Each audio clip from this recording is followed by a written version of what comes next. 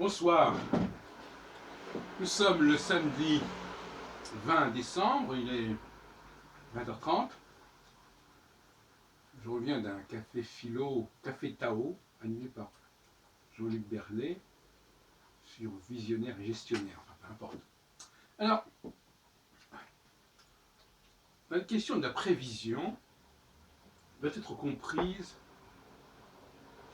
selon moi, dans une perspective techno-scientifique. C'est-à-dire que on ne peut prévoir que dans le domaine du technologique.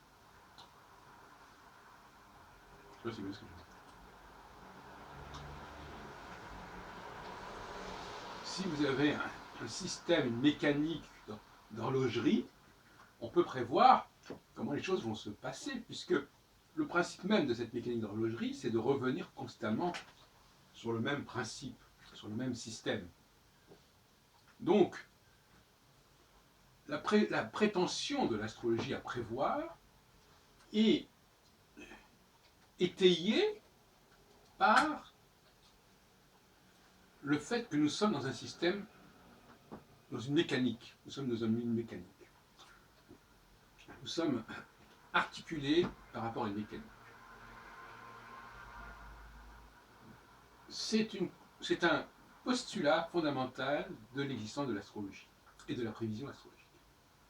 Si l'homme ne s'inscrit pas dans une mécanique, eh bien il n'y a pas de prévision.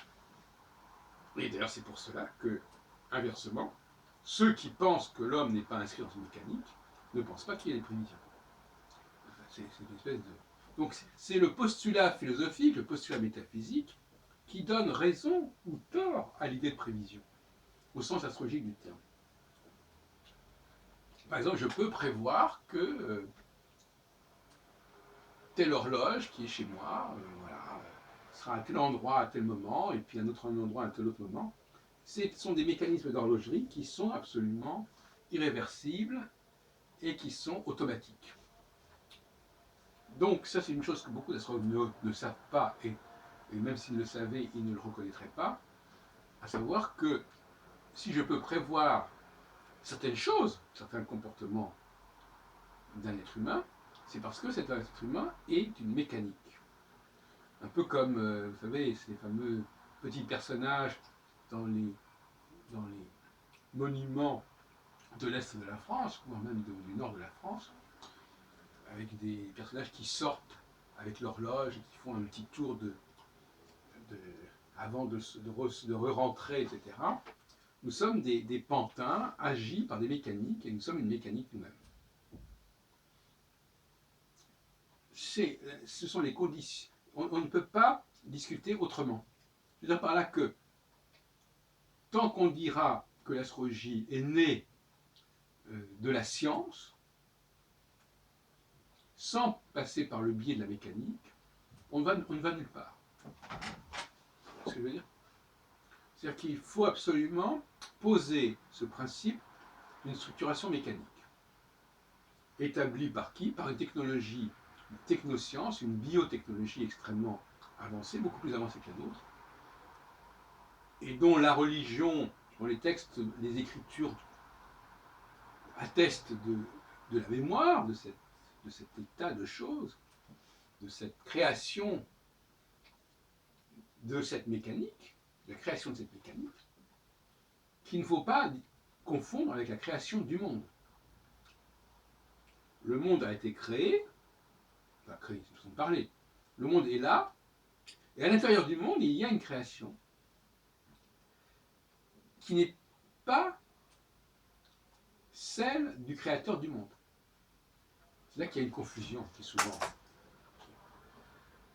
Les dieux que nous adorons dans le judaïsme, ce ne sont pas ceux qui ont créé le monde.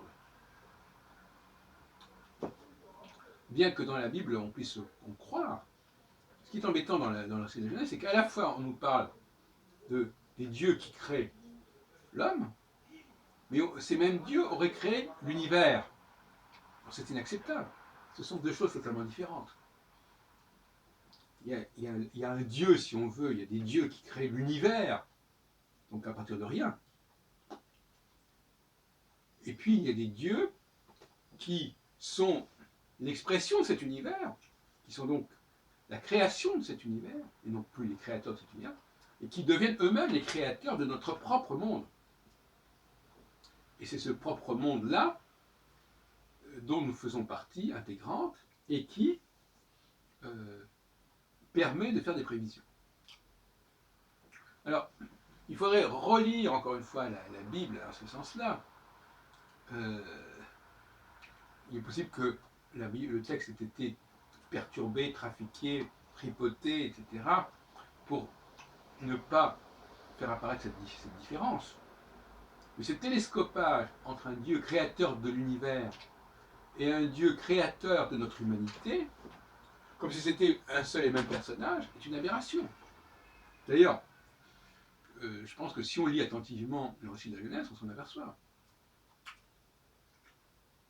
Et troisième état, ces dieux qui ont créé l'homme, l'humanité, l'ont d'abord créé androgynal, mâle et femelle, et ce n'est qu'ensuite, encore dans un autre temps, que est apparue la femme. Non plus à l'image de Dieu, mais comme un élément de séparé de l'homme, qui font que l'homme plus la femme permettent de rebâtir l'androgynat originel. Donc on a une succession comme ça de création de l'univers, création de la dame, de l'Adam, de l'homme, et puis création de la femme. Ce sont trois états successifs qui se sont succédés. Et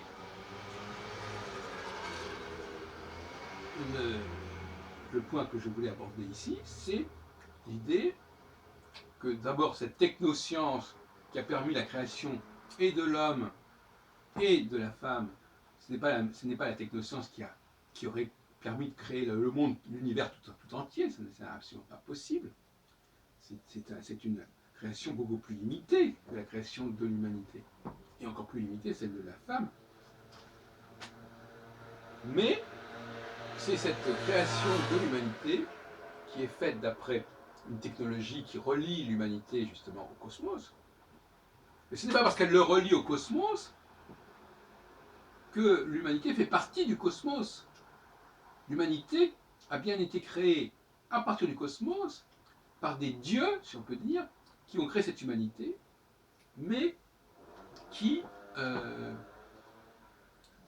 n'ont utilisé le cosmos que de façon extrêmement limitée. N'en prenant que quelques éléments, quelques bribes. En ce sens-là, l'humanité n'émane pas du cosmos. Ça dépend de ce qu'on entend par émaner. Elle est extraite du cosmos. Mais elle n'en émane pas. Elle n'en est pas l'expression normale et logique. Elle est extraite du cosmos comme une sculpture est extraite d'un bloc de marbre. Mais elle n'est pas la résultante du cosmos. Ce serait exagéré, totalement exagéré de dire cela. Elle est fabriquée à partir de certains éléments du cosmos. À savoir très peu de choses finalement. Ce que n'ont pas compris les astrologues par la suite, qui ont cru qu'il fallait intégrer la totalité des planètes, par exemple, c'est une erreur monumentale. Pour constituer l'astrologie, il suffisait de s'intéresser à Saturne, de baliser le cycle de Saturne en 4 temps de 7 ans, et de le relier pour ce faire, aux 4 étoiles fixes par exemple, qui sont traditionnellement ainsi réparties entre les 4 coins du zodiaque. Donc, c'est très peu de choses. Très peu de choses. Et ça n'est même pas le fait d'une science humaine, une science des hommes, c'est la science de ces extraterrestres qui, eux, ont mis en place.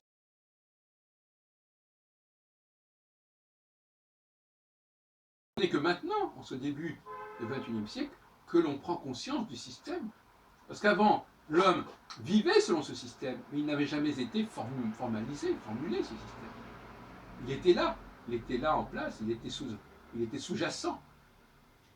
Donc l'astrologie n'est pas tant le fait d'un savoir qui a été redécouvert et qui avait déjà été formulé comme tel. Elle nous parle du plan des dieux, de ce que les dieux ont planifié, le brouillon, si on peut dire, le plan que les dieux ont conçu pour nous, mais qu'ils ne nous avaient pas dévoilé. Nous étions inscrits dans ce plan, nous fonctionnions par rapport à ce plan, mais ce plan ne nous avait pas été explicité. Et nous pouvions très bien fonctionner sans en avoir connaissance. Donc la révolution ici, c'est tout simplement le fait d'avoir connaissance de ce plan que les dieux ont instauré.